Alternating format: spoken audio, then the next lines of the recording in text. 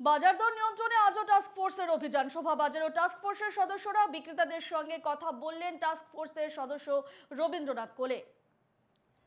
শহরে একের পর এক বাজার টাস্ক ফোর্সের হানা। শোভাবাজার ও টাস্ক ফোর্সের সদস্যরা উপস্থিত হয়েছেন এবং বিক্রেতাদের সঙ্গে কথা বললেন টাস্ক ফোর্সের সদস্য রবীন্দ্রনাথ কোলে। আমরা সরাসরি চলে যাব শোভাবাজারে, যেখানে রয়েছেন আমাদের প্রতিনিধি রক্তিমা দাস। রক্তিমা, বিক্রেতাদের সঙ্গে কথা বলেছেন টাস্ক ফোর্সের সদস্য রবীন্দ্রনাথ কোলে, কি জানা যাচ্ছে?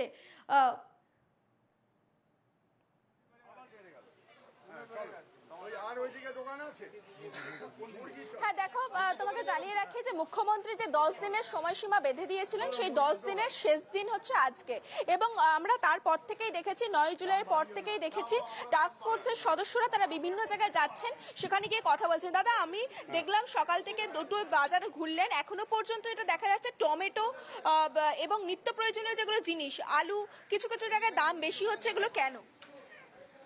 ব্যাপার হচ্ছে, আমরা আজকে সকালবেলা টাস্ক ফোর্সের আমরা আমাদের এখানকার থানার স্টাফরা এবং এনফোর্সমেন্টের অফিসাররা এবং এই বাজার সেক্রেটারি, এরা সবাই মিলে আমরা নতুন বাজার, তারপরে এই বাজারে এসেছি শোভা বাজার। এখানে যে দাম দেখেছি সেই দামগুলো ঠিক আছে, রিজনেবল। সব 50 রুপিসের নিচে একটাই টমেটো, যার দাম 90, 80, 100 করে বিক্রি হচ্ছে। কদিন আগেও 60 টাকা ছিল, আবার বেড়ে গিয়ে 100 চলে। এটা কেন হচ্ছে? এটা মাল সাপ্লাই কম বলে এরা বলছে, সেটা আমরা খোঁজ নিয়ে দেখছি আদৌ ঠিক বলছে নাকি বেঠিক বলছে। হোলসেল মার্কেটে আজকে খোঁজ নিলেই বোঝা যাবে। আমরা দাম কমেছে, আমাদের বক্তব্য হচ্ছে 50% দাম কমেছে। বরবটি বিক্রি হচ্ছিল 100 টাকা, শশা বিক্রি হচ্ছিল 100 টাকা 10 দিন আগে, মুখ্যমন্ত্রীর মিটিংয়ের আগে। এসব 100 টাকা, 90 টাকা, 80 টাকা বিক্রি হচ্ছিল। প্রত্যেকটা আইটেমের দাম কমে গেছে এবং আমরা আশা করি আরও কমবে। ক্রেতারা যারা আসছেন তারা অভিযোগ করছেন যে টাস্ক ফোর্সের সদস্যরা চলে যাওয়ার পরেই দাম বাড়িয়ে দেওয়া হচ্ছে, আপনাদেরকে কমিয়ে দাম বলা হচ্ছে। না, এটা ঠিক না। এখানে যারা সেক্রেটারি, এখানে যারা বাজার কমিটির সেক্রেটারি, তারাও আমাদের সঙ্গে আছে। তাদেরকে বলা হয়েছে, তাদেরকে আমরা বলেছি যে তোমরা এইটা থানার সঙ্গে কোঅর্ডিনেশন করে এখানে কাজকর্ম করো। হ্যাঁ, এখন বর্তমানে আমরা চিকেনের দাম নিয়ে এসেছি, চিকেনের দোকান। চিকেন নিয়ে একটা কথা শোনা যাচ্ছে যে চিকেন যে পরিবহন তা বন্ধ হয়ে যেতে পারে, তার ফলে দাম বাড়তে পারে, এটা কি কোনো সম্ভাবনা?